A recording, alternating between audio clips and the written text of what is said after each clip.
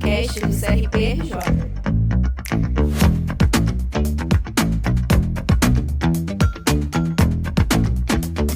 Olá, estamos aqui em mais um videocast do CRPRJ, o Encontro Psi, né? É um espaço que a gente está criando aqui como novidade nessa gestão, onde a gente pode trazer pessoas da psicologia que ajudem a discutir temas pertinentes para a profissão e para a sociedade, né? E nesse encontro hoje a gente vai estar discutindo a nota técnica de orientação para o exercício profissional da psicologia com criança e adolescentes, né? Uma nota fresquinha que acabou de ser lançada ano passado, no final do ano passado, e teremos nossas convidadas aqui. Eu sou Viviane Martins, vou me autodescrever, sou uma mulher negra, de cabelos cacheados, tenho olhos claros, estou usando batom vermelho, um vestido com um tom de laranja com marrom, e o meu sinal em libras é esse, né? E eu vou passar aqui para o meu colega Jorge Peixoto. Então, muito feliz, né, da gente estar iniciando esse projeto, que é o projeto Encontro Psi. A gente vai estar aqui bem descontraído, tentando conversar com vários assuntos, vários temas, né, trazendo para a categoria. Eu vou me autodescrever. Eu sou um homem negro de pele clara, tenho 1,85 m, olhos castanhos. No momento estou usando uma blusa branca, né, e meu sinal de libras é assim. A gente vai deixar aqui as nossas convidadas de hoje, né, no Encontro Psi de hoje, se apresentarem também. É isso, Vivi? Isso, e aí eu já passo aqui para a Thaís, na minha frente. Oi, meu nome é Thaís, eu sou uma mulher branca, estou de cabelos curtos, escuros, estou com uma blusa azul, eu ainda não tenho um sinal de libras. Será providenciado? Preciso ser batizada. Eu sou psicóloga, né? Sou servidora do Degase e servidora do município de Itaguaí, onde eu trabalho na assistência social. Sou trabalhadora do SUAS, né? Já há bastante tempo. E fiz parte, né, da gestão passada, e na época da nota eu estava na coordenação do eixo de infância e juventude, que foi o eixo que encabeçou a discussão, mas que não fez sozinha, né? E aí foi assim que, foi a partir disso que a gente construiu a nota. Mas aí a gente volta na história depois. Olá, muito feliz, né, desse videocast do CRP. Meu nome é Cleide Neves, sou psicóloga, moro em Campos do Goytacazes, norte do Fluminense. Atualmente estou como conselheira aqui no CRP.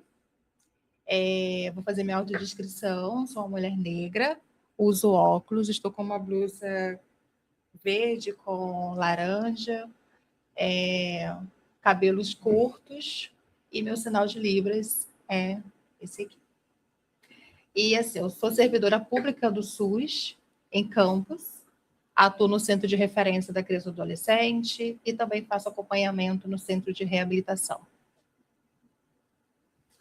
Olá a todas as pessoas, eu me chamo Érica Araújo, vou fazer a autodescrição. Eu sou uma mulher negra retinta, tenho cabelo alisado na altura do ombro, estou com uma blusa marrom e o meu sinal de libras. Eu venho já com uma aproximação junto ao CRP desde 2016 e comecei em alguns conselhos de direito. Atuo também no município, em instituição de ensino superior, como coordenadora de curso e também como professora, e é realmente um prazer poder fazer parte desse movimento tão bacana que é ampliar o conhecimento, né? Ampliar as orientações à sociedade. E atualmente eu estou como coordenadora da Comissão de Orientação e Fiscalização. Isso, Cleide também está nessa empreitada aí, né, Cleide? Sim. Na COF. Sim. A ideia aqui é a gente poder falar um pouquinho da nota, Sim. quando ela surge, né, em que momento ela surge aqui para o CRP, né, e a importância que a gente tem hoje de oferecer esse material para a categoria e para a sociedade como toda. Aí eu vou deixar a Thaís aí trazer um pouco dessa... Porque Thaís também foi coordenadora da COF, né, na gestão passada. Então, também é uma coisa que atravessa esses dois lugares quando a gente constrói essa nota. Então, acho que vai dar bastante caldo aí essa discussão. Sim. Vou começar aqui, Cleide me ajuda também, né? Porque também estava junto.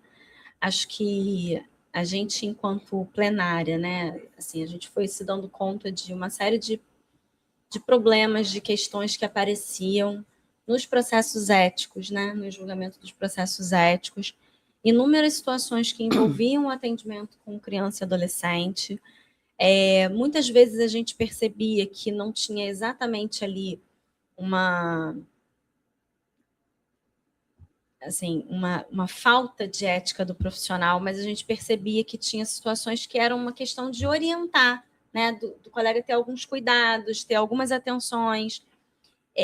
A produção de documento, né, é sempre uma grande questão, até porque é isso que muitas vezes materializa as situações de processos éticos. Então, foi um pouco a partir dessas histórias que a gente foi vendo concretizar questões que muitas vezes apareciam para a gente como perguntas, né, em espaços de orientação, em eventos, em rodas de conversas que a gente fazia.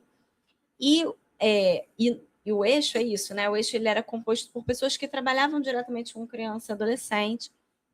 E aí a gente teve, né, retomando, a gente fez uma primeira nota falando sobre a questão do uso do termo menor, né, que também foi uma das primeiras coisas que chamaram muito nossa atenção nesse contato, né, com os processos éticos e com essa prática profissional, né, e talvez esse pouco conhecimento da categoria em relação às questões da infância e juventude, para além daquilo que se conhece enquanto teoria, né, para uma atuação especialmente clínica, que aí muitas vezes, né, os profissionais acabam ficando mais restritos ao seu espaço clínico, com menor discussão com grupos, né, menor discussão com outros profissionais, um trabalho, às vezes, um pouco mais solitário, um pouco mais isolado. E outras tantas situações que a gente também foi observando de colegas, de situações que aconteciam em espaços de serviço público, né, no SUS, no SUAS. E aí a gente foi juntando, né, essas questões todas e foi pensando, falou, bom, a gente precisa dar um contorno aqui para algumas coisas que possam ajudar a categoria a não cair nessas esparrelas, né? Tanto para não cair enquanto profissional e se colocar numa situação de estar cometendo uma falta ética, mas também, especialmente, para as pessoas que são atendidas, né, não passarem por situações que não seriam adequadas, né? Não sei, acho que, no geral, acho que foi isso, né? E assim, eu atuo diretamente com crianças e adolescentes. Então, tanto para a categoria, quanto para mim também como profissional, trazendo essa experiência também, né, na ponta. E as questões do dia a dia, como está na nota, né, que a nota é muito mais orientativa, de buscar todas as resoluções, os documentos produzidos pelo Conselho, fazer esse recorte e, principalmente, né, para dar essa orientação melhor, né, para quem está atendendo criança e adolescente. E a questão dos responsáveis, né, a questão do atendimento online, justamente depois da Covid, então muitas coisas mudaram. Então, foi uma nota que está super atualizada, tem as referências lá, né, para a categoria buscar de forma íntegra o material. E acredito que é um pontapé assim, inicial justamente para essa demanda muito específica que é a criança ou do adolescente, e é onde tem maiores julgamentos, infrações éticas, que talvez não seja pelo próprio profissional, mas talvez seja por falta mesmo de uma orientação. E aí eu busco também, assim, é importante falar até para a graduação, que os estudantes de psicologia comecem a ter acesso a essa nota, justamente por conta dos estágios, e é tanto para a categoria também quanto para os estudantes de formação. Érica quer falar um pouquinho para a gente como isso chega também na COF, né, muitas vezes? Quando elas falam sobre a contemporaneidade, né, da nota, é extremamente importante, porque o que nós mais observamos, nós temos a resolução 10 de 2005, então ela fala sobre como é que vai se dar o atendimento à criança e ao adolescente. Então, é preciso que a categoria esteja atenta, que pelo menos um dos responsáveis estejam ali autorizando esse atendimento. E diversas vezes o que acontece é que a ausência de uma orientação ou de uma ampliação de um conhecimento técnico faz com que o profissional se perca nesse momento, porque aí ele acaba atende uma das partes, acaba fazendo ali o contato, autoriza, e aí ele acaba criando alguns vínculos que são vínculos que vão ser nocivos, e esses vínculos acabam assim se esbarrando ali em situações que inúmeras vezes beiram litígio.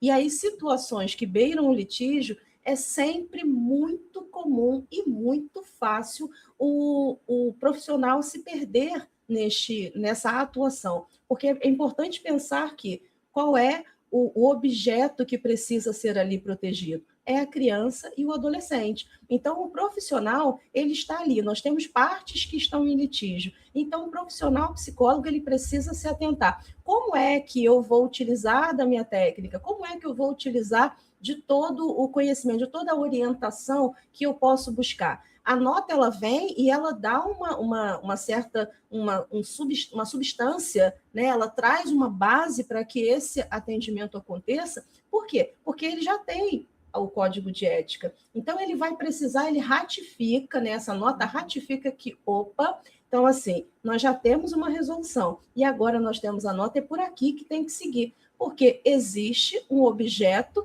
que precisa ser cuidado, que precisa ter garantido o seu direito preservado, que é a criança ou o adolescente. Então, essa nota ela corrobora muito para que esse profissional ele esteja atento como é que vai se dar o atendimento à criança e ao adolescente, e não deixar de buscar as orientações.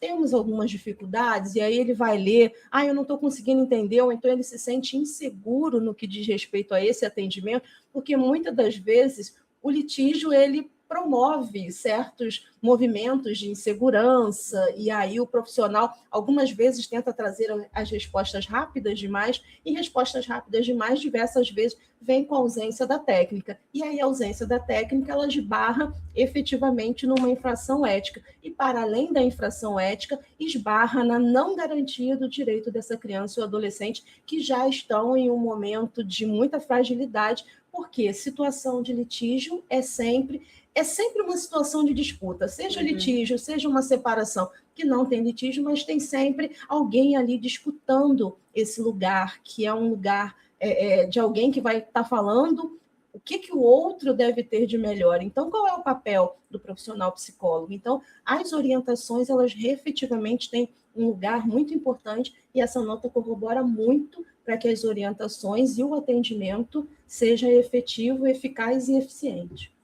A Érica estava falando da questão ali do litígio, e fiquei pensando em vocês aí na construção dessa nota, né? Qual foi a motivação maior, assim, que vocês perceberam, né? Que a gente precisa escrever um pouco mais sobre isso, a gente precisa falar um pouco mais sobre isso.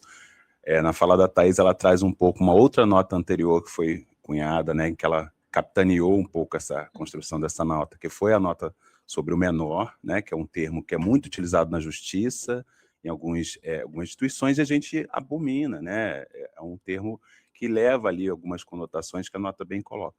E nessa nota especificamente, o que motivou vocês aí na comissão, né, a estar construindo isso, essa necessidade que vocês perceberam? Eu acho que Érica traz um pouco, que eu acho que sim, né, quando a gente vê, há muitas questões com relação ao litígio, mas ela vai um pouco além, né?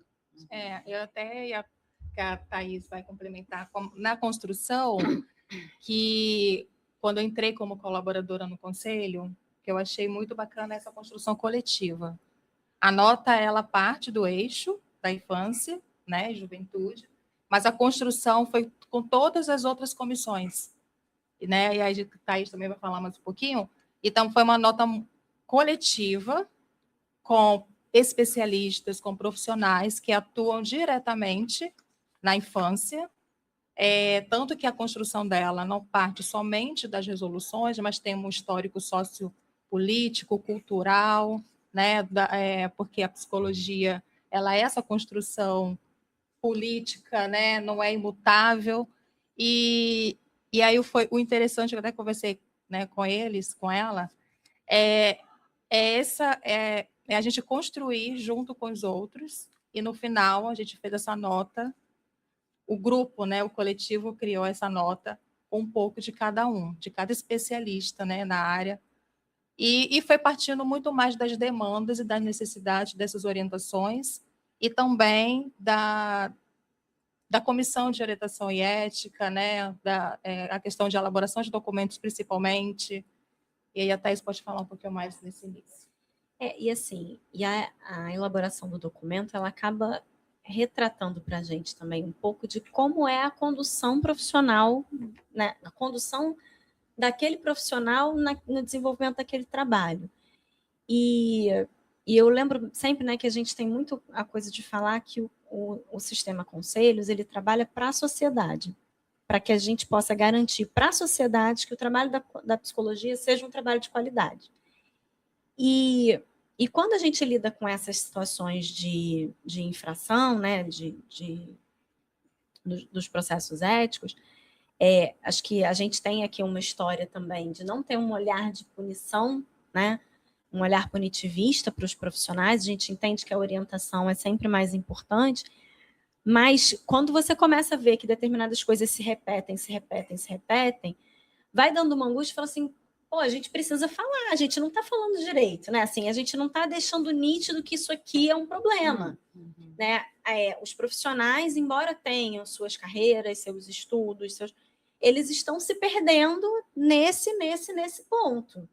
E acho que isso foi uma, né? E aí, assim, voltando, né? À medida que eles estão se perdendo, essas crianças e esses adolescentes também estão sendo mal atendidos, né, em determinados aspectos. Essas famílias estão sendo mal atendidas em determinados aspectos. Em algumas coisas até violentadas, né? Em algumas até mais situações graves, violentadas, né? Porque quando a gente pensa no litígio, né, como a Érica falou, a gente tem que ter um cuidado de como que a gente, enquanto profissional, né, se coloca dentro de um litígio. Essa acho que é um dos pontos que a gente fala, né? A gente não está ali para julgar, então a gente não está ali para se colocar do lado de alguém que esteja certo ou errado. Gente, só para abrir um parênteses aqui, a gente está falando de uma forma muito natural, mas vamos definir um pouco, né? O que a gente está chamando de litígio, né? Tá. A gente está chamando de litígio as situações, por exemplo, de disputa de guarda, né? Que vão ter um campo de disputa formal no sistema de justiça, né? Eventualmente com processo, e que eventualmente vai ter um processo, vai ter uma parte dessa disputa que pode se estender para o processo de atendimento a essa criança, esse adolescente, né? Então, a família está nesse litígio de uma separação, de uma disputa de guarda, e aí procura um profissional que possa atender essa criança. E aí, qual é o nosso papel nesse atendimento? É o cuidado com a criança, é um cuidado com aquela família. Então, é um cuidado que também se estende aos pais, embora o nosso público-alvo naquele momento seja a criança ou adolescente. Mas, e aí, se existe uma disputa judicial, ela deveria não estar dentro desse campo. O que é óbvio que é muito difícil, né? Muito difícil, assim, para as pessoas que estão envolvidas, né? Porque ninguém que está disputando alguma coisa no espaço judicial vai chegar no espaço de atendimento e vai dizer que essa disputa não faz parte. Mas como que a gente, enquanto profissional, permite que essa disputa se insira? Qual é o manejo que a gente tem para que a gente também não entre nessa disputa? Nem seja capturado por um lado ou outro, né? E seja capturado por eu estou defendendo esse, eu estou defendendo aquele. Né? E aí a nossa defesa é sempre a criança e o adolescente. A gente tem que ter eles como foco, né? E essas relações. Qual é o direito deles? Eles têm o direito à convivência familiar com os dois. Né? Eles têm o direito à convivência com a família extensa. Eles têm direito a ter esse espaço de atendimento como um espaço para que, de fato, eles possam trazer as questões e as dificuldades deles diante das mudanças que estão acontecendo na vida, por exemplo, em função de uma separação, em função da disputa que está acontecendo judicial. E aí, se a gente traz essa disputa para esse espaço, a gente também não garante esse lugar de cuidado para essa criança, para esse adolescente que estão sendo atendidos. Né? E aí, isso serve também, de alguma forma, para os profissionais que estão no espaço de justiça, né? Porque apesar da disputa estar naquele campo de justiça, não é o profissional de psicologia que vai fazer esse processo, né? A gente também já caminhou um tanto nesse campo para a gente entender que a gente não está aqui para dizer quem é o pai ou a mãe mais adequado para a criança, mas sim para garantir que ela possa conviver com ambos. Também, se a gente for pensar nos espaços, né, porque a gente está falando aqui num espaço de atendimento que pode acontecer numa clínica privada, mas que pode acontecer dentro do SUS, que pode acontecer dentro do SUAS, né, e que também essas disputas, enfim, esse clima hostil, né, ele pode chegar e a gente precisa ter atenção de qual é o nosso papel, até onde a gente vai e até onde a gente precisa deixar esse litígio um pouco fora, né? Fora não no sentido de fingir que ele não existe, mas no sentido de manejar de forma a proteger aquela criança, aquele adolescente. É ter essa atenção, né, quando esse caso chega com essa conotação já ali no fundo, né, do caso. Esse é uma das funções aqui da nota, mas a gente também tem ao outro lado, que é a questão da violência contra essa criança, né? E às vezes o profissional, no anseio de criar a defesa rápida, né, dessa criança, de proteger essa criança, bem diante de um ponto, ele acaba se atrapalhando um pouco nos fluxos necessários que precisa ser feito para que essa proteção realmente seja garantida. E, às vezes, cria um documento que, na verdade, leva a uma violência, às vezes, até maior. Então, não é só um caso de litígio, né? A gente ter essa atenção, né, na hora de tentar proteger, às vezes está fazendo ação no intuito de proteção, quando é nos casos de violência, e ele acaba transformando aquele documento em algo que possa trazer ainda mais sofrimento para aquele grupo, para aquela criança ou para o grupo familiar, né? Acho que a gente também pode discutir um pouco, né, sobre esse lugar, né, do profissional nesse momento. E a nota também é para mostrar para o profissional que ele não está só. Porque muitas vezes o psicólogo, a psicóloga se sente só nesse espaço. Por mais que tenha alguma orientação, tudo, e a nota é para mostrar qual o fluxo, né? Qual encaminhamento, até onde você também pode ir. Porque também tem a questão de você encaminhar para a rede. Então, também reforça a questão da rede intersetorial. Porque a rede de proteção da infância, né, da criança e do adolescente, ela não está restrita ali àquele dispositivo ou da justiça, ou de uma clínica, ou do ambulatório do SUS. Ela é intersetorial. Então, essa rede ela precisa estar interligada com esse objetivo comum, né, que é a proteção dessa criança, desse adolescente que está em sofrimento, que está sofrendo algum tipo de crime, de violência. E a nota também é para reforçar, né, e mostrar alguns caminhos. E mostrar também que o profissional não está sozinho em relação a essas questões mais específicas. Porque é muito, né, a maioria, talvez, de muitos casos de atendimento à criança e adolescente vai envolver algum tipo de negligência, de violência, e a rede intersetorial ela precisa ser acionada. É importante você falar isso da rede, porque às vezes o profissional que está trabalhando de forma privada, né, autônoma, no consultório, ele não consegue mapear essa rede e muitas vezes fica se sentindo assim, né, percebe algo e não consegue encaminhar isso adiante, ou fica com receio, ou não sabe como, né? Acho que a nota traz um pouco isso também, né, Esse fluxo, né, melhor para fazer. Isso. Eu estou no consultório privado, porque do serviço público, de alguma forma, você ainda está ali tendo contato com os agentes que você faz. Isso, né? exatamente. Você tem uma equipe Mas quando você está no consultório privado, isso já é um pouco mais ilhado, vamos dizer assim. Mais solitário. Solitário. Então, acho que é importante para trazer que também, né, você consegue estabelecer fluxos a partir da sua prática também no consultório privado. Acho muito importante isso. E que é necessário, né, acionar esse, principalmente em caso de violência. Acho que a gente pode trazer depois também, assim, mais elucidado, né, alguns exemplos de que a gente já vivenciou aqui no Conselho, né, dentro dos processos que a gente recebe, né, e como você começou a falar, né, Thaís, que às vezes eu falo que cai numas ciladas, às vezes, né, o profissional acaba caindo como a Érica já trouxe, né? Tem alguém autorizou, uma das partes, né? O responsável autorizou, isso já pode iniciar o acompanhamento. Mas isso não significa que eu esqueço os outros atores envolvidos nessa dinâmica, a partir de uma autorização só. Exatamente. Né? E aí é importante a gente lembrar, né, que quando a gente fala, porque isso é um dos pontos, né? Mesmo que a gente tenha autorização de um dos responsáveis, eventualmente alguém com quem aquela criança mora, ou, né, tem a guarda formal, isso não exclui o outro responsável, né? O outro responsável continua sendo responsável. E também, e quando a gente diz que a gente também precisa buscar esse contato, né? Chamar essa outra pessoa para o atendimento, ouvir, entender também, não é no sentido de fazer uma cariação, né? Não é para fazer um contraditório de eu vou ouvir também o outro lado para saber quem está falando mais, quem está falando melhor. Fazer juízo, né? Mediação, juízo, não é o nosso papel. Não é isso. Mas é para a gente entender, assim, quem são as pessoas importantes na vida dessa criança? Quem são as pessoas que são responsáveis pelo cuidado dela ou que deveriam estar ali, né, disponíveis para o cuidado dela?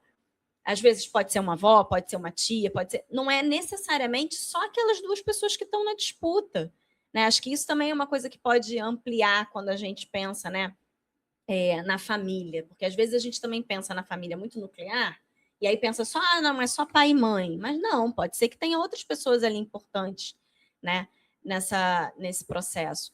E pensando a questão da violência, né, que acaba sendo uma coisa muito delicada também, e a gente ter sempre o cuidado, né, da gente falar que a gente está falando de uma suposição de violência, porque não cabe a gente, a menos que a gente já receba uma situação que já teve uma investigação, enfim, né, que já foi comprovado, né?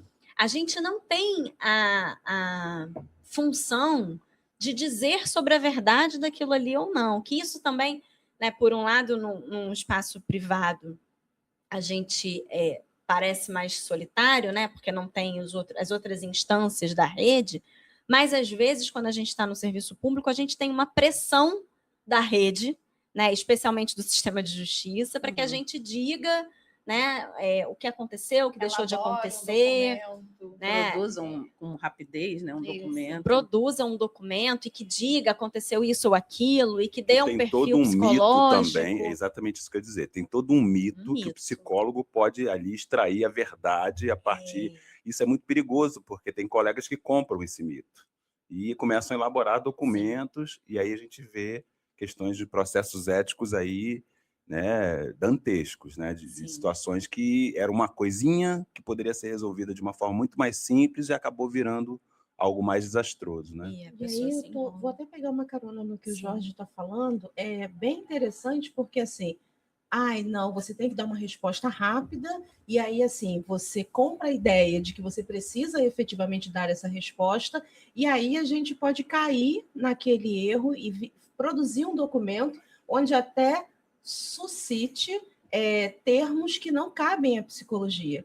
Então, uma das coisas que acontece muito é a alienação parental. Então, o profissional psicólogo que se utiliza desse termo, porque não chama os outros responsáveis, porque a gente está falando, é preciso fazer só dar a autorização, o atendimento está autorizado, está liberado, mas como é que você vai conhecer território, como é que você vai conhecer o ambiente que essa criança vivencia? Então, é importante que também se pense, buscar essa orientação. Por quê? Porque, como foi falado aqui no início, a orientação não é só para a sociedade, é também e principalmente para o profissional psicólogo, para que ele, atuando para e com a sociedade, ele desenvolva efetivamente o seu trabalho. Então, é isso, é pensar quais informações você tem, é pensar como você faz o uso dessas informações e buscar as orientações, supervisão, enfim, para que você possa efetivamente produzir, estar seguro para produzir um documento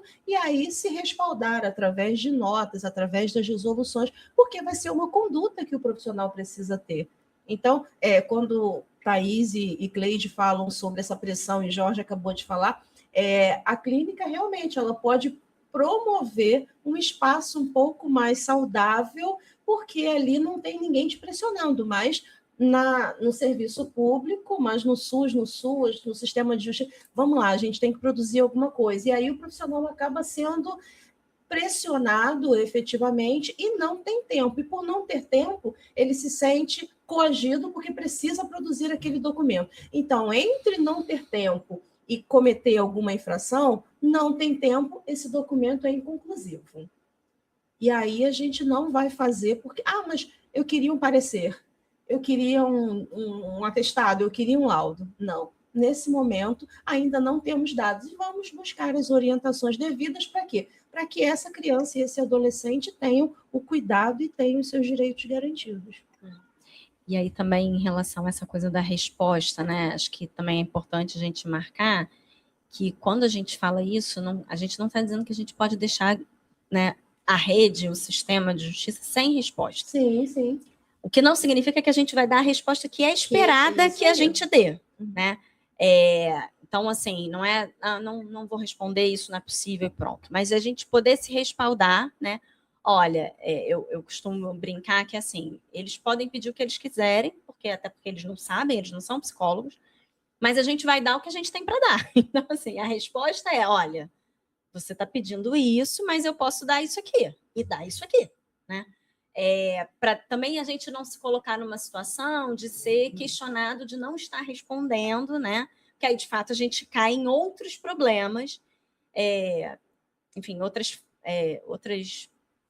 não é falta ética exatamente, né? Mas assim, outros problemas de não responder. E aí eu fico pensando também que, né, você falou assim, não tem pressão da rede, mas às vezes tem a pressão da própria família, sim. Né?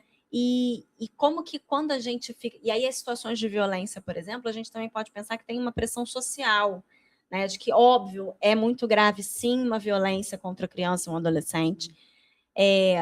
A gente, de fato, tem responsabilidade a partir do momento que a gente tem conhecimento, mas a gente também tem que ter muito cuidado com o que a gente está tendo de informação e do lugar que a gente ocupa diante disso aí, né? Então, a gente poder remeter para os órgãos que podem levar isso adiante, né? Entender que quem faz a investigação é delegacia, é Ministério Público, quem sentencia é judiciário, não somos nós. Entender que o que a gente precisa fazer é ter o cuidado com aquela criança, com aquele adolescente, que essa escuta possa ser no sentido de auxiliar eles a lidar com as situações que aconteceram ou deixaram ou que não aconteceram, né? E que muitas vezes, mesmo nesse atendimento, a gente também não vai ter certeza do que a gente está lidando, né? A gente trabalha com a ideia da verdade do sujeito, né? Assim, de um modo geral. A gente não está aqui para descobrir qual foi o fato efetivamente, quem está falando a verdade, quem não está falando a verdade. É como é que aquilo é para aquela criança, como é que ela está experienciando, como é que ela está vivendo. Muitas vezes o próprio litígio é a fonte da violência, muito mais do que essas outras coisas que às vezes aparecem ali como, sei lá, como ferramentas desse litígio, né? Como coisas a serem utilizadas para brigar, para manter aquela relação difícil dentro daquela família. E a criança está ali no meio disso. E com relação a documentos, né, a gente tem resoluções, né, já bem que elucida bem isso, né? É a 6 de 2019, né? Ela vai trazer ali, como a Érica falou um pouco, né, de fazer laudo, parecer, atestado, porque às vezes a pessoa vem até você, ela não sabe o que ela quer. Mas você, como profissional, você precisa saber o que é aquilo, aquela demanda. E, às vezes ela quer que você faça um laudo, e, na verdade, não é um laudo, é simplesmente uma declaração de acompanhamento. Então, você também tem que estar munido ali das outras resoluções dos nossos documentos para ter esse lugar de saber, naquele momento, o que você realmente precisa entregar. Uhum. Porque uma vez que você entrega um documento, né, esse documento pode mudar a vida dessas pessoas e lesar essas pessoas, às vezes, do convívio por anos, e essa criança e essa família. Então, para além disso, né, esse cuidado real que você precisa ter com o que você produz. A gente pega muito, às vezes, nos processos éticos, né, profissional fazendo juízos de valores dentro do documento, né? Não cabe a nós fazer os juízos de valores da relação daquela família Cabe a nós usar as nossas ferramentas, as nossas técnicas, para produzir um documento bem fundamentado, né? Que a gente sente falta na maioria dos processos que viram processo ético. Né? E aí a gente não está dizendo que a categoria, como tu não sabe, a gente está dizendo o que chega aqui em formato de processo ético. E quando a gente vai olhar para aquilo, é isso. Faltou ali um certo cuidado e um zelo ali no manejo daquele atendimento, né? Eu acho que é importante também a categoria como um todo entender que o conselho é instrumento permanente dela, né? Eu estou aqui fazendo uma situação que está difícil para mim, eu não estou entendendo como proceder, eu preciso entrar em contato com o conselho através da COF, né, por exemplo. A COF, a gente vai dar ali, depois vai aparecer aqui no vídeo as referências, né, a edição vai fazer aqui, da COF. Mas é isso, entrar em contato mesmo para perguntar questões, às vezes, que para você não ficou muito, né, é novo, e aí talvez, será que eu estou cometendo alguma falta ética? Antes de cometer, vamos perguntar, né? Vamos pedir orientação. Então, o conselho está aqui para prestar esse serviço também, né? E para qualquer um, né? Mesmo que às vezes as pessoas têm muitos anos de prática, mas sempre tem alguma coisa nova que surge para ela na prática clínica, né? Ou mesmo no serviço público, que ela precisa de elucidações, precisa de orientação. Então, a gente tem que se dispor, né? Colocar à disposição a categoria, que o conselho está o tempo todo aí aberto para tirar dúvidas. Não tem... a partir do e-mail, você pode agendar, você pode conversar com uma técnica. Então, é isso, né? Para a gente evitar que haja lá na frente um processo ético que é uma dor de cabeça, que é um constrangimento, que é uma dificuldade. Para todos nós, a gente não fica nem um pouco feliz, é a nossa função fazer isso, a gente não fica nem um pouco feliz em fazer, né? Então, acho que até para diminuir esse processo ético, eu posso perguntar antes, né? Sem nenhum problema. E eu acho que isso pode ajudar a gente diminuir também esse tipo de problema, porque é muito difícil trabalhar com criança e adolescente. Existem muitos elementos, né? Nossa profissão é uma profissão muito difícil, né? E trabalhar com o público de criança e adolescente tem vários elementos, vários atravessamentos que tornam ainda mais difícil. Então, acho importante, sem nenhum problema, a gente perguntar. Eu não entendi, acho que pode ser complicado, vou pedir ajuda aos técnicos lá do conselho, e a gente poder encaminhar esse caso com mais tranquilidade. Só, assim, pegando um pouco a questão quando a gente está no serviço público, né? Endossando um pouco o que a Thaís falou. Eu acho que, muitas vezes, nós vamos para o serviço público, e aí são vários elementos, né? Não estou aqui para ficar julgando, mas, assim, a gente nunca está preparado para trabalhar no serviço público, né? A gente vai aprendendo a trabalhar no serviço público, porque em muitos lugares, nem todo serviço público, mas em boa parte do serviço público, às vezes você não tem todos os recursos que você precisa, né? E aí você tem que trabalhar com os recursos que você tem. Mas isso não impede que você pense na questão ética, né? Então, você pode estar realmente sendo pressionado pela autoridade tal, XY, mas você não pode esquecer que a autonomia do seu trabalho é seu, né? E aí tem que se resguardar, tem que se buscar resolução, sim, tem que se conversar com a sua chefia direta, sim, olha, não dá para fazer dessa forma, a gente tenta fazer de outra forma. Se for ordens de justiça, Ministério Público, enviar, sim, uma resposta dizendo que não vai poder fazer certa coisa, não é atribuição, porque é isso, né? Não precisa não responder. Mas deixar não claro. Responder não pode. Não pode não responder, mas trazer elementos daquilo que realmente é possível fazer, que é diferente, né? Mas, Jorge, a gente também pode trazer para a categoria, elucidar, que a gente, no CREPOP, que é o nosso Centro de Pesquisa e Referências Técnicas para o serviço público, né, para as políticas públicas, a gente tem quase 30 referências técnicas já. Então, assim, não é um território tão sem um horizonte, às vezes, que você trouxe, né? É difícil, nem todo mundo sabe quando chega lá. Mas mesmo que você chegue, tem material para se subsidiar. Então, assim, não é um terreno que não tem algo para ser trazido. Não, sim, com certeza. Mas é preciso estudar, é isso que eu estou dizendo. Às vezes a pessoa sai da faculdade, e qualquer uma que seja, né, e não está pronto, não é assim. A gente ainda tem uma caminhada, tem estudos, tem referências técnicas, você tem vai documentos. Ter sempre estar se atualizando e chegando ao conselho. Acho que a Érica também pode falar um pouquinho desse lugar da COF ali, né? que a COF vai orientar, vai dar um direcionamento, mas também não escreve documento para as pessoas, né? Exatamente. Acho que a Érica pode trazer um pouquinho isso para a gente. Exatamente. Inclusive, como a gente trouxe aqui a 6/19, aí a COF também recebe solicitações. Olha, a gente queria que vocês viessem aqui na universidade para fazer uma aula de elaboração de documentos. E aí eu falo assim, bom, já temos a resolução 6/19. Ah, mas a gente queria uma aula. Na verdade, querem que escreva o documento e deixe lá um modelo? A gente tem a orientação. E a resolução, ela é muito objetiva. Você tem lá as estruturas do que é um relatório multiprofissional, laudo, parecer, atestado. Então, tem toda essa estrutura. O que acontece é, a técnica, o manejo vai te auxiliar, porque vem dizendo o que é que você tem que escrever. Aqui você não pode colocar diagnóstico, aqui você tem que ter referencial teórico, você tem que ter o instrumento que utilizou. Então, assim, na dúvida, tem alguma dificuldade? Faz contato com a COF, como o Jorge falou assim, vai aparecer depois na edição.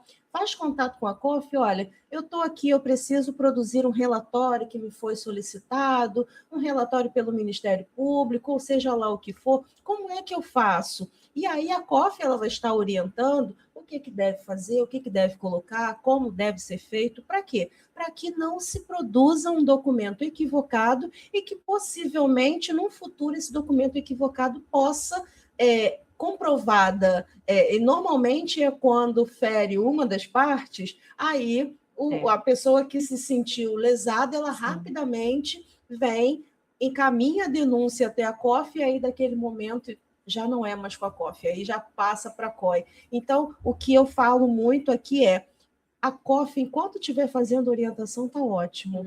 Teve dúvida? Faz contato com a COF, os atendimentos são... Tem vídeos, tem live, tem atendimento online, tem atendimento presencial, se for necessário. Então, assim, o canal para atendimento, ele é amplo. Por quê? Porque a orientação ela vai caber em todo o período. Porque, às vezes, pode acontecer. É uma situação ali que talvez você ficou com um pouco de dúvida. Espera aí, eu vou ligar para o conselho. Eu vou pedir orientação à COF para poder entender como é que eu faço esse manejo, porque às vezes você está pensando uma coisa e não precisava ser aquilo, é uma outra coisa até mais simples, porque algo muito elaborado que você vai fazer pode infringir o código de ética e aí você acaba errando. Então, assim, como é que vai ser feito? É rápido. A Viviane falou, depois de trazer exemplos, eu queria só falar alguma coisa. Eu tenho atuação no SUS também, e aí, uma certa vez, uma adolescente chegou. E eu trabalhava no programa de atendimento a pessoa em situação de violência. A adolescente chegou.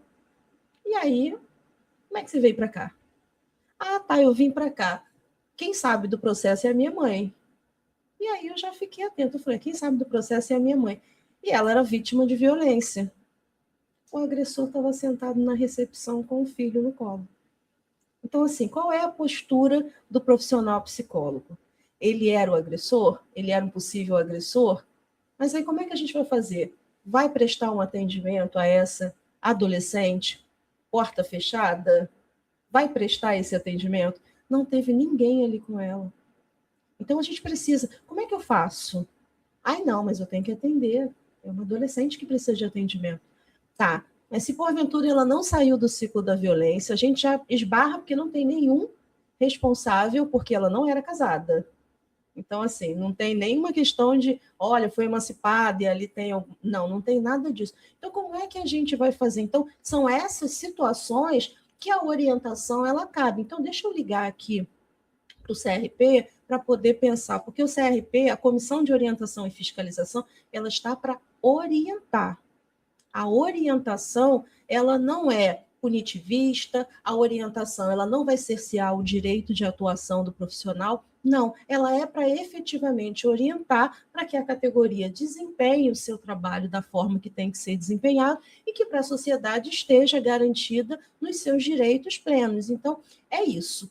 a COF está sempre disponível para orientar a categoria. E até se mostrar, né, Érica, que às vezes assim tem outras resoluções, Sim, né? sim. A pessoa está numa dúvida e a COF vai conseguir trazer para ela, olha, o que você está buscando e está trabalhando Cabe aqui. é essa resolução aqui, ó, Exatamente. sobre porte de armas, sobre Uhum. avaliação psicológica, então assim, sobre guarda de materiais, né? Que você está fechando uma clínica. Então, é uma gama de orientações que a pessoa pode ter junto à COF, né? E aí eu fico pensando que você falou isso, né? Tem outras coisas.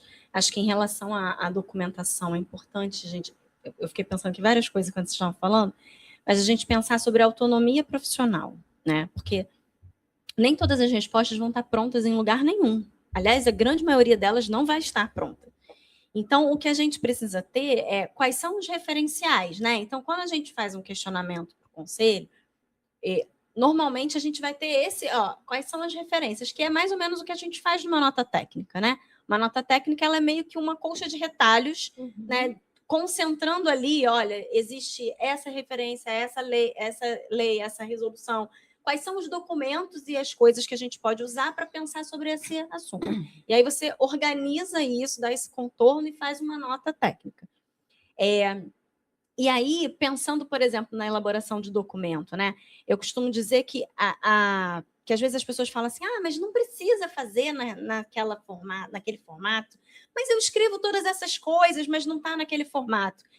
Quando você bota o formato, isso te ajuda, porque ele vai vai ajudando você a construir um pensamento e lembrar de todas as coisas que você precisa dizer. Né? Porque às vezes, quando você faz um texto corrido, uma coisa pode passar despercebida.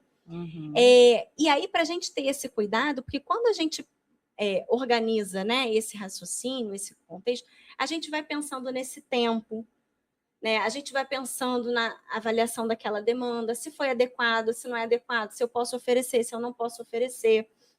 E pensando nas precariedades, nas dificuldades, né? Essa questão que a Érica falou foi um dos pontos que a gente colocou, né? Porque assim, a gente tem toda a legislação que diz, não, a criança precisa ter alguém responsável que diga pelo atendimento dela. Tá, mas você está num serviço lá e aparece uma criança pedindo ajuda. Não posso atender porque ela está sozinha? Sim. O que eu faço com isso? Né? Eu estou, por exemplo, né? Eu trabalho no sistema socioeducativo. Eu recebo um adolescente, ele está sozinho, eu não posso atender ele, eu sou ali responsável porque eu sou um serviço público. Né? Quem é o primeiro responsável quando a gente não tem responsável nenhum? É o conselho tutelar. Então, eu preciso acionar, eu preciso entender. A gente entender que a gente está, né, com outros, mas que eu também não posso deixar de acolher aquela criança, aquele adolescente que está ali naquele momento pedindo ajuda. Mas que eu preciso informar as pessoas e tal. E esse cuidado das precariedades e do que a gente faz, né, pensando em exemplos, que não é um exemplo exatamente de um processo ético, mas foi uma situação, eu comecei a acompanhar um caso que chegou como uma situação de violência doméstica, né, uma mulher que chegou no serviço com uma criança pequena, com um menino pequeno, falando que estava numa situação de violência com o companheiro, e aí a gente começou a fazer o acompanhamento, a gente orientou a fazer o registro de ocorrência, ela fez o registro.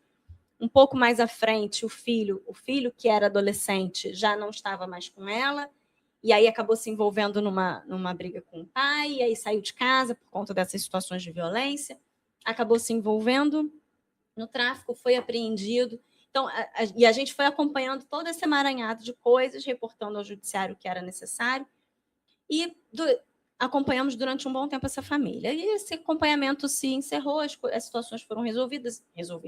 Esse cara saiu de casa, a família ficou sem essa situação de conflito, e tudo bem. O acompanhamento foi se diluindo, né? Foi perdendo a necessidade. E aí, um tempo depois, a gente recebeu um ofício perguntando sobre essa situação de violência, né? O que tinha acontecido. E era um pedido da vara criminal, por conta dos processos que ele tinha registrado. E aí a delicadeza, né? De como é que eu escrevo? Eu nunca tinha encontrado esse cara. Né? Porque nesse processo de acompanhamento, a gente, em todas as situações que a gente fez visita, ele não estava em casa. A gente não tinha como chamar ele, porque a gente era uma equipe só, não tinha uma equipe específica que pudesse atender a uma pessoa, né? Como é que a gente atende no mesmo espaço a pessoa que é vítima da violência e a pessoa que é o suposto agressor daquela violência? Não é que a pessoa não precise ser, ela precisa ser atendida, mas não dava para a gente atender concomitante ali, né, a mesma equipe. Não tive a sorte de encontrá-lo numa visita, por exemplo, que eu pudesse fazer isso, enfim. E aí, quando eu fiz essa resposta, eu tive o cuidado de falar de todas essas situações. Porque se eu não falo dessas situações, isso ia virar questionamento contra mim, né? Assim, ia virar questionamento ao nosso trabalho. Porque iam falar, mas como que você está dizendo que essa pessoa foi violenta se você não falou com ela em nenhum momento? Se ela não foi atendida no serviço em nenhum momento? Então, falar de todas essas dimensões, da precariedade de não ter um serviço, da equipe ser pequena, tudo isso precisou ser composto. Então, como que a gente precisa ter cuidado até para dizer, né, do que a gente não pode dizer, né? De por que eu não posso dizer aquilo ali se eu já tinha acompanhado a família há tanto tempo. Então, acho que são, não sei, né? Pensando aí em alguma coisa que possa ajudar de exemplo, acho que é uma ideia. E até o que a Érica traz, né, com essa questão da 16 anos, na assistência, você pode cadastrar a responsável familiar a partir dos 16 anos. Então, aquele sujeito ali, naquele serviço, naquele lugar, com 16 anos, ele já pode ser o responsável familiar. Então, é uma outra dinâmica de atendimento, é um outro lugar para se atender essa jovem, esse jovem, nesse processo de acompanhamento, e aonde o psicólogo também está inserido. Então, é por isso a importância da gente estar sempre buscando as orientações e a formação, né, dos materiais que a gente tem disponível. A ideia desse videocast, desse encontro psi, é para a gente levar cada vez mais para a categoria os espaços que hoje o CRP tem para orientar, né? Porque o principal para a gente é orientar, não depois punir num processo ético, que para além do processo ético, né, doloroso para esse profissional, mas também deixou ali uma marca, lesou alguém, né, quando esse material também não é bem feito. Então, como o nosso serviço é voltado para a sociedade, a gente precisa cada vez mais estar, né, ali orientando o profissional para que isso não aconteça no futuro, independente do tempo de formação, porque às vezes a gente traz muito, né, a galera que é recém-formada, mas a gente tem muito processo de pessoas já com um bom tempo aí de estrada, que às vezes caem em algumas ciladas aí de falta de se continuar se buscando essa orientação, Né? Aperfeiçoando o seu fazer. E assim, os documentos é materialidade, tem materialidade, né? Então tem uma prova ali, material, e aí se uma das partes de fato se sentir ofendida, e aí fazer a representação ética ao conselho, tem essa materialidade. E assim, a nota técnica fala também sobre a resolução 13 de 2022, que é sobre a psicoterapia, que é muito importante essa resolução. Tem modelo de termo de consentimento dos responsáveis, tem modelo para poder fazer notificação no SINAM, que é o sistema, né, sistema de informação de agravos e notificação, justamente para a situação de violência, violência doméstica, autoextermínio, tudo isso que chega, né? Então, é necessário fazer a notificação. Então, tem essas informações, né, nessa resolução, que é muito importante. Espero que a gente tenha, né, o Conselho tenha uma oportunidade de falar um pouco mais sobre essa resolução da psicoterapia, e fala muito mais específico da clínica também, das abordagens regulamentadas, teóricas, porque, assim, para poder a gente atender criança e adolescente, é necessário ter as resoluções para se respaldar de forma ética, né, o nosso trabalho de qualidade, e dentro da clínica, de uma abordagem diretamente com a criança ou adolescente, a abordagem que o profissional escolher. Né? Qual abordagem clínica, qual abordagem de intervenção que ele vai trabalhar. E tem que ser uma abordagem que tenha um respaldo científico, né? Seja reconhecido pelo conselho, que traga essa resposta e o menor prejuízo para essa criança ou adolescente. Porque quando a gente está na clínica, quando está no atendimento diretamente, não tem aquela preocupação de como que eu vou fazer um documento. A questão é o que isso causou, porque a criança ela traz o sintoma. Então, o sintoma da criança significa que ela está denunciando que alguma coisa está errada. Então, muitas vezes esse sintoma, né, psicológico, né, de comportamento, está denunciando algo. E a gente não está ali investigando diretamente o quê? mas como que a gente vai intervir para que essa criança, de fato, né, volte no seu processo criativo, volte a ser criança, volte a saber lidar com esse processo traumático de vida que ela está passando. E, junto a isso, a gente precisa também atuar no ambiente, né, a escola, a família, a rede que essa criança está inserida. Porque não tem como a gente atender a criança sem atender toda essa rede, né, que ela está inserida com seus responsáveis. E eu também atuo na rede, mas não somente com criança que tem uma questão familiar ou não, mas também crianças que estão em acolhimento, que são destituídos do poder, né, dos genitores, do poder familiar. E assim, o apoio, quem é o apoio hoje dela, né? Quem é essa rede de afeto, de vínculo que ela tem e como que a gente pode minimizar cada vez mais esses impactos na qual ela está inserida, né? Na qual ela está acometida. Então, assim, o documento é importante, infelizmente, às vezes é uma demanda muito grande para a gente, mas o foco tem que ser ali a criança ou adolescente. E o que isso está causando, né? Tá causando nelas. Meninas, desde a pandemia, a gente da psicologia cada vez mais adotou o uso de atendimento virtual, né? De atendimento online, o famoso atendimento online. Como é que são a nota traz alguma orientação com relação aos atendimentos online para criança, com relação à segurança, à ética? O que vocês trazem aí para a gente? Então, a gente teve muita mudança, né, em relação à questão do atendimento remoto, especificamente com a pandemia, porque antes da pandemia, a gente tinha o atendimento remoto com algumas restrições.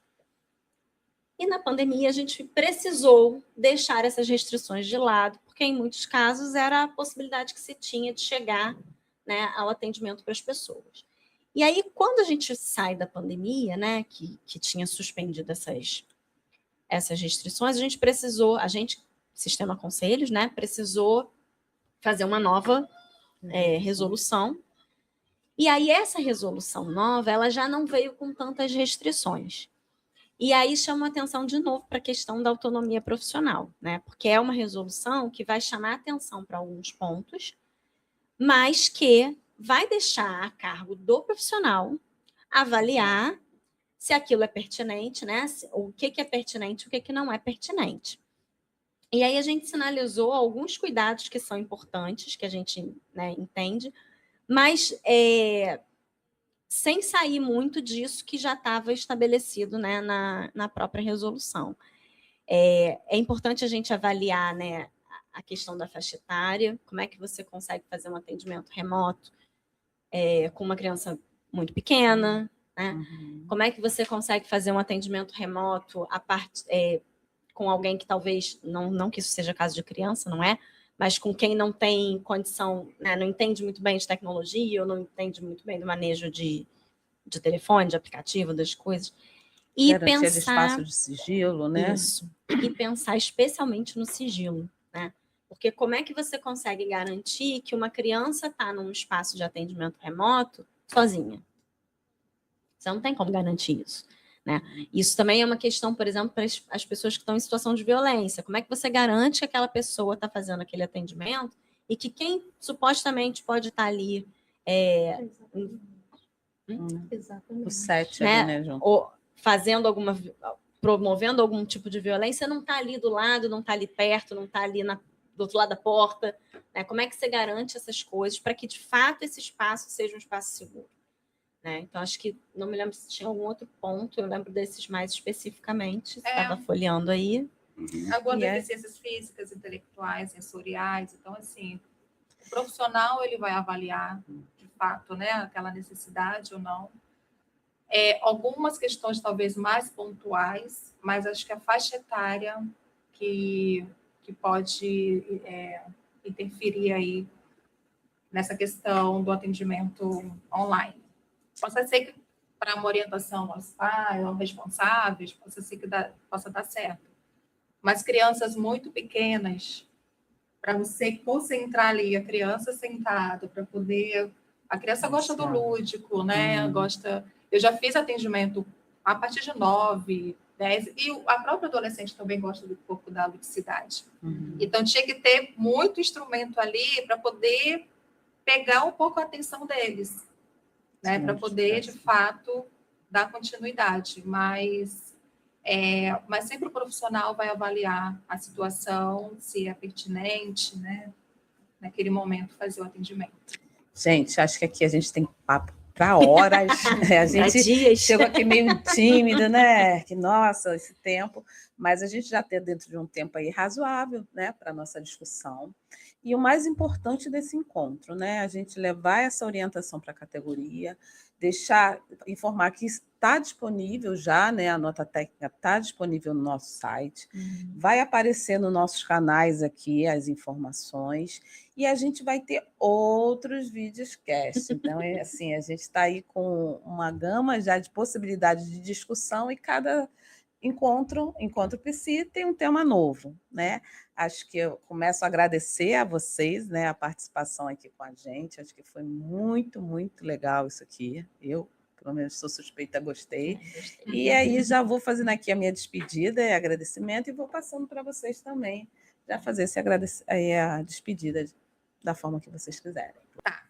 E assim, quando a gente estava finalizando a nota técnica, fazendo as considerações finais, justamente colocamos, e a gente ficou pensando ali que esse tema não se esgota, então não tem nem considerações finais, a gente não tem nem como finalizar a situação, porque é um tema que está agora, né?